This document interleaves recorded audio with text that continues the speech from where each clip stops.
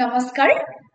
job হাবৰ আন এটি ভিডিঅ'লৈ আপোনালোক সকলোকে আদৰণি জনাইছো আশা কৰো আপোনালোকে ভালে আছে আৰু বিভিন্ন ধৰণৰ পৰীক্ষাৰ বাবে প্ৰস্তুতি চলাই আছে যিহেতু শেহতীয়াকৈ অসম আৰক্ষীৰো প্ৰায় 1800 পদত বিজ্ঞাপন মুকলি হৈছে আৰু এডিআৰইৰ বিজ্ঞাপন মুকলি হ'ব বুলি খবৰ পোৱা গৈছে গতিকে আপোনালোকে এতিয়াৰ পৰাই অসম গভৰ্ণমেণ্টৰ হওক বা অন্যান্য যিবোৰ পৰীক্ষা আছে তাৰ কাৰণে ভালদৰে প্ৰিপাৰেচন কৰি থাকক নিশ্চয় আপোনালোকে সফল হ'ব পাৰিব লগতে আপোনালোকে নিজৰ স্বাস্থ্যৰো যতন ল'ব কিয়নো পৰীক্ষাৰ কাৰণে আপোনালোকে যিদৰে পঢ়াৰ ক্ষেত্ৰত প্ৰস্তুতি চলাই তেনেকৈ স্বাস্থ্যটো ভালে ৰখাটো যথেষ্ট গুৰুত্বপূৰ্ণ আৰু আজি আমি কথা পাতিম নেশনেল হেলথ মিছনৰ অধীনত মেডিকেল অফিচাৰৰ কাৰণে এটা বিজ্ঞাপন ওলাইছে আৰু সেই সম্পৰ্কে কথা পাতিম তেন্তে আহক পুনে পুনে ভিডিঅ'টি আৰম্ভ কৰোঁ মই ইতিমধ্যে জনালো আপোনালোকক যে নেশনেল হেলথ মিছন NHMৰ আন্ডাৰত মেডিকেল অফিচাৰৰ বাবে আপোনালোকৰ বিজ্ঞাপন মুকলি হৈছে গতিকে আপোনালোকে ইয়াৰ বাবে অনলাইন এপ্লাই কৰিব লাগিব যেটো ৱেবছাইট অসমৰ nhm.assam.gov.in এই ৱেবছাইটত গৈ পেলাই আপোনালোকে অনলাইন এপ্লাই কৰিব লাগিব অফলাইন কোনো ধৰণৰ ব্যৱস্থা নাই আৰু আপোনালোকৰ পোষ্টৰ নামটো হৈছে যে মেডিকেল অফিচাৰ আৰু আপোনালোকৰ MBBS ডিগ্ৰী থকা হ'ব লাগিব ৰিকগনাইজ মেডিকেল কলেজ বা মেডিকেল কাউন্সিল অফ ইণ্ডিয়া বা মেডিকেল কাউন্সিল আসাম মেডিকেল কাউন্সিলৰ দ্বাৰা ৰেজিষ্টাৰ্ড কলেজৰ পৰা আপোনালোকৰ MBBS ডিগ্ৰী থকা হ'ব লাগিব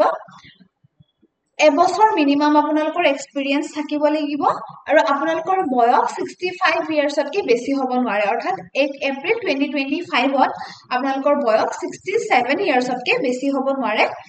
আৰু আপোনালোকৰ দৰমহা ফিক্স স্যালাৰি থাকিব 55000 এখিনি আছে পদটোৰ নাম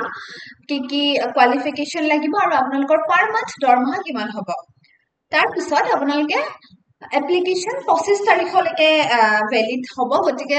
25 ডিসেম্বৰলৈকে আপোনালোকে অনলাইন এপ্লিকেশন কৰি থাকিব পাৰিব সোনকালে আপোনালোকে অনলাইন এপ্লিকেশন কৰিব আৰু যিখিনি ক্যান্ডিডেটৰ মানে এই কোৱালিফিকেশন খিনি যিখিনিৰ আছে যিখিনি এপ্লিকেবল হয় তেওঁলোকে অনলাইন এপ্লিকেশন কৰিব পাৰে আৰু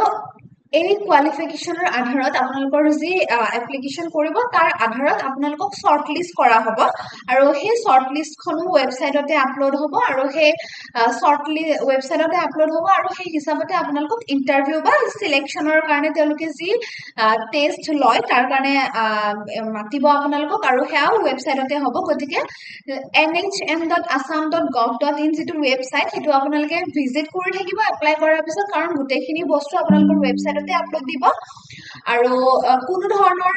সেপাৰেটলি আপোনালোকক ইন্ডিভিজুৱেলি ইন্টাৰভিউৰ কাৰণে কল লেটাৰ বা সিলেকশন টেষ্টৰ কাৰণে কোনো ধৰণৰ একো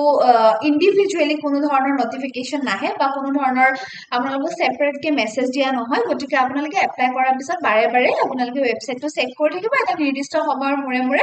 এদিন বা দুদিনৰ অন্তৰালত আৰু আপোনালোকৰ যি সিলেকশন টেষ্ট হ'ব তাৰ কাৰণে কোনো ধৰণৰ টিএ বা ডিএ দিয়া নহয় গতিকে হেখিনি আপোনালোকৰ ব্যক্তিগত খৰচত হ'ব আৰু এখিনি আছিল এটা সৰু এডভাৰটাইজমেন্ট আছিল কেৱল মেডিকেল অফিচাৰৰ কাৰণে আৰু পোষ্ট কিমান ওলাইছে হেতু দিয়া হোৱা নাই কেৱল আপোনালোকে যদি এখিনি কোৱালিফাইড হয় যোগ্য হয় সেই পদটোৰ কাৰণে তেন্তে আপোনালোকে এপ্লাই কৰিব আশা কৰো আপোনালোকে ভিডিওটো ভাল পালে আৰু ভিডিওটো শেষলৈ চাই থকাৰ বাবে আপোনালোকক ধন্যবাদ আপোনালোকৰ যদি কিবা জনাবলগীয়া আছে যে আপোনালোকে কেনে ধৰণৰ ভিডিও বিচাৰে বা কেনে ধৰণৰ ভিডিওৰ ওপৰত আপোনালোকে বিচাৰে যে এইটো বিষয়ৰ ওপৰত ভিডিও আনিব লাগে তেন্তে আপোনালোকে কমেন্টত নিশ্চয় জনাব আপোনালোকৰ প্ৰতিটো কমেন্ট আমাৰ বাবে আশীৰ্বাদ স্বৰূপ আৰু চেনেলটো লাইক কমেন্ট আৰু সাবস্ক্ৰাইব কৰিবলৈ নাপাহৰিব থ্যাংক ইউ